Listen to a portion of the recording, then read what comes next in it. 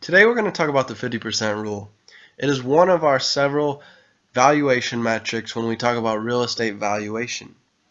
So the 50% rule basically states that your expenses before your loan and debt should be roughly 50% of your income. This is a safe rule of thumb in order to protect you from making sure that your loan payments do not exceed 50% of your income. If loan payments exceed 50% of your gross income, then you're buying too expensive of a property. You need to find another property for a cheaper purchase price, and you'll have to take less of a loan, which will then lower your annual loan payments and it'll produce a higher cash flow. Here's a bad example. You're looking at a single family home in your city to invest in. The purchase price is $150,000. You're going to make a down payment of $15,000, 10% of the purchase, and take a loan out for $135,000.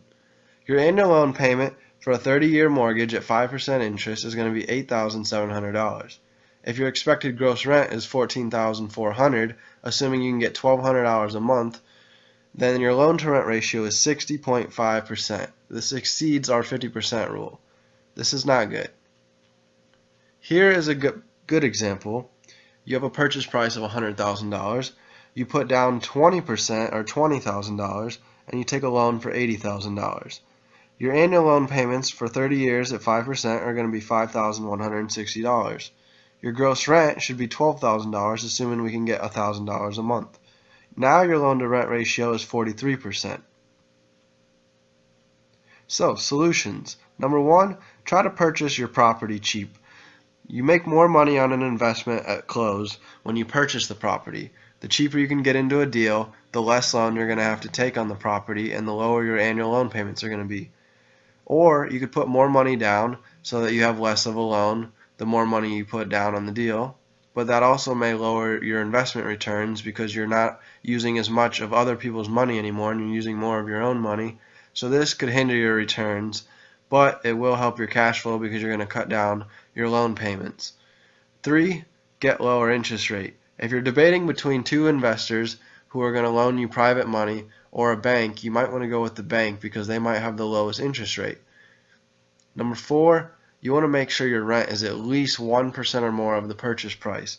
So in our example, we saw a $1,200 a month rent for the $150,000 property. Well, $1,200 is not 1% of $150,000. That 1% rule would make it a $1,500 a month rent. So we were below the $1,500 a month rent threshold, which meant that was a bad deal. On the other deal, where it was renting for $1,000 a month on a $100,000 home, that was 1% of the purchase price. So again, you want to make sure your monthly rent is at least 1% of purchase price. When you deal with cheaper homes, such as the lower income housing homes that are $40,000, $50,000, $60,000, you can often get rents of $700, $800, $900 for those, putting your ratio at a 1.5% to 2%, which is a lot better and means you're going to have more cash flow.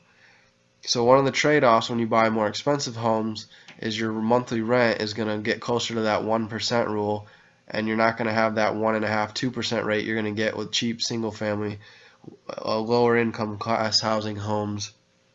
So that wraps up the 50% rule. Visit more at under30wealth.com.